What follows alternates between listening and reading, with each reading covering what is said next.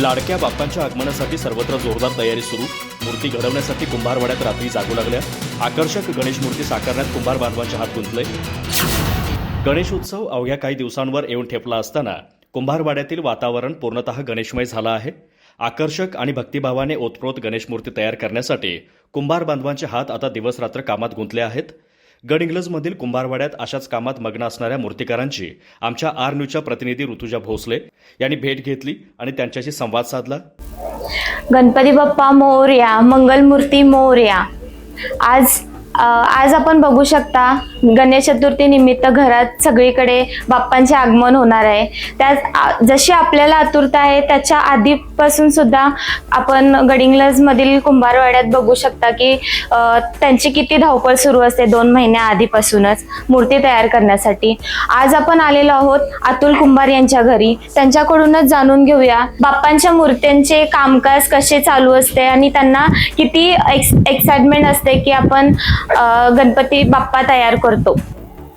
आपले हे मूर्ती बनवण्याचे काम कधीपासून सुरू आहे? आमच्याकडे श्रीमूर्ती बनवण्याचं काम हे मे महिन्यापासून सुरू असते.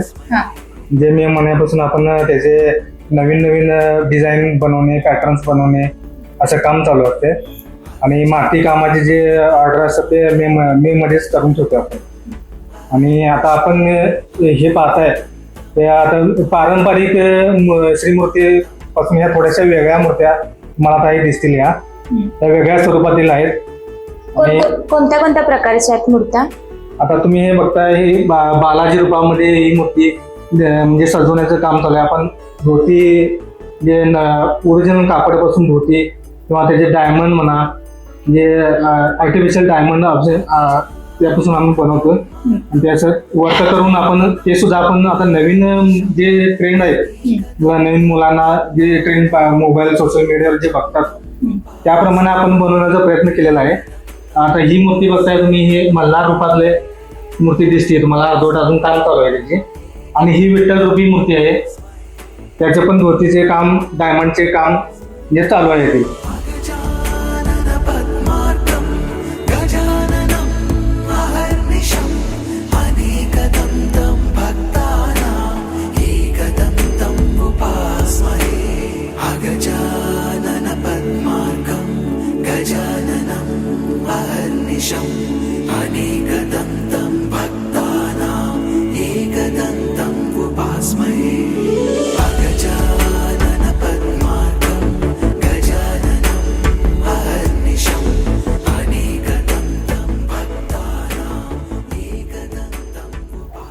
तर आपण बघू शकता इथं मूर्ती डेकोरेशनचं काम सुरू आहे. आपलं नाव? माझं नाव ओंकार देसाई. आपण हे काम कधीपासून करताय? मी गेल्या वर्षीपासून स्टार्ट केले. याआधी मला म्हणजे काय नॉलेज वगैरे नव्हतं. मला अतुल कुंभारांनीच मला हे सगळं शिकवलं आणि तेच माझे यामध्ये गुरु आहेत असं मला म्हणायला काय हरकत नाही. म्हणजे ही तुमची आवड म्हणून तुम्ही करताय? होय, आवड म्हणूनच करतो. तुम्हाला कसं वाटतंय बाप्पांच्या मूर्तीला आपण डेकोरेट करतोय आणि कसं काय वाटतं? एक गोष्ट आनंद मिळते की बाबा आम्ही फक्त 7 दिवस पोचतोय घरी. इथं ह्या करण्यामागे उद्देश की आपण 1.5-2 महिने बाप्पांसोबत राहतोय हे एक आनंद मिळते आपल्याला.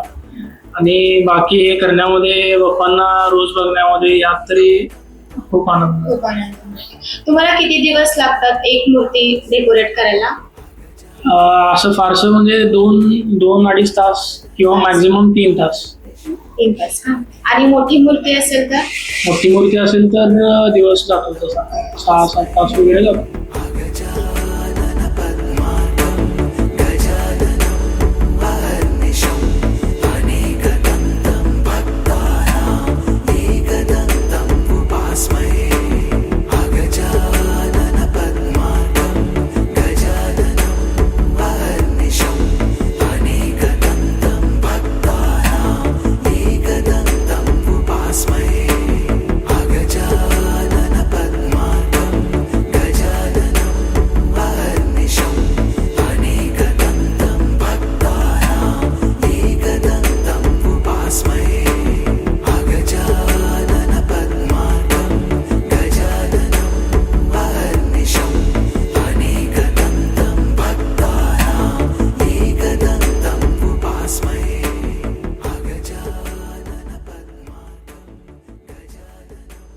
निमित्तानं आर केबलचे म्हणजे न्यूज रिपोर्टर आमच्या घरी आल्यामुळे मी त्यांचे आभार मानतो.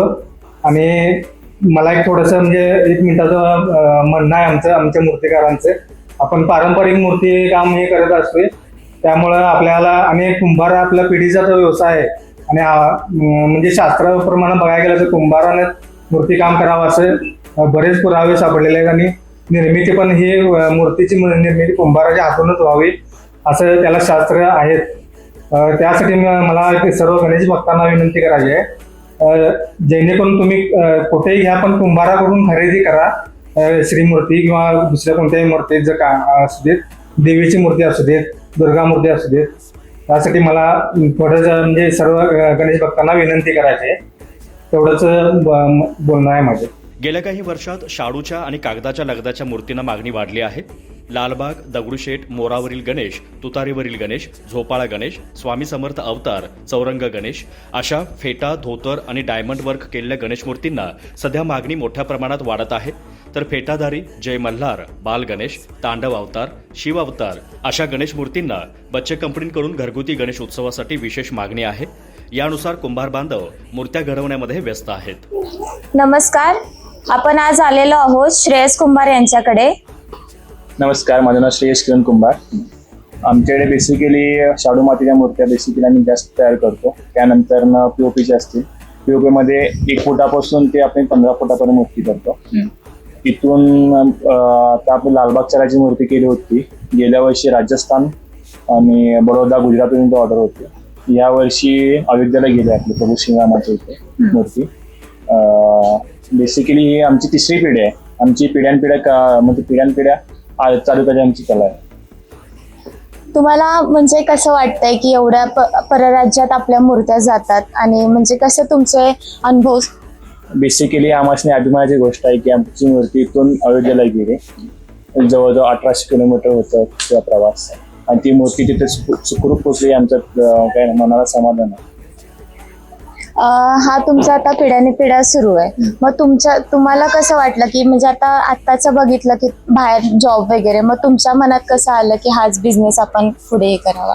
हा बिझनेस नाही असा की आमची बेसिकली आम्ही आर्टिस्ट आहोत. स्वतःहून ज्या कलेत कापडाचे निपुण आपण त्यामध्ये प्राधान्य त्याकडेच होतो. त्याची कल आमचं त्या शाळेत स्कूल लाईफमध्ये असताना पण आमची कलाच काय म्हणतात त्याच्यात आमचा जास्त कल होता.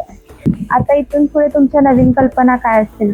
बेसिकली आता काय झालंय, आता लोकांनी ट्रेंड कशावर आलं, पीओपीचा प्रमाण कमी होतं. आता माणसांना मातीमध्ये मूर्त्या लागायला लागल्या.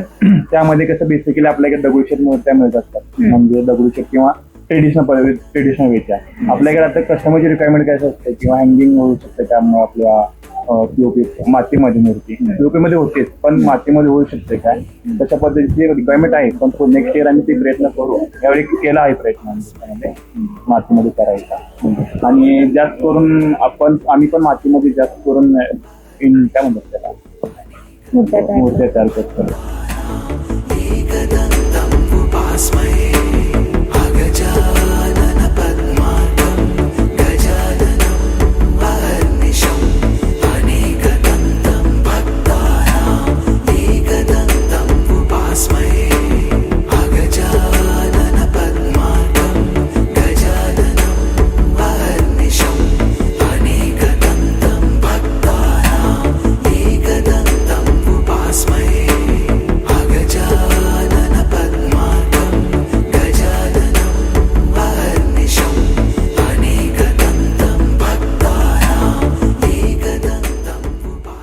यंदा 7 सप्टेंबरला घराघरात बाप्पा विराजमान होणार आहेत.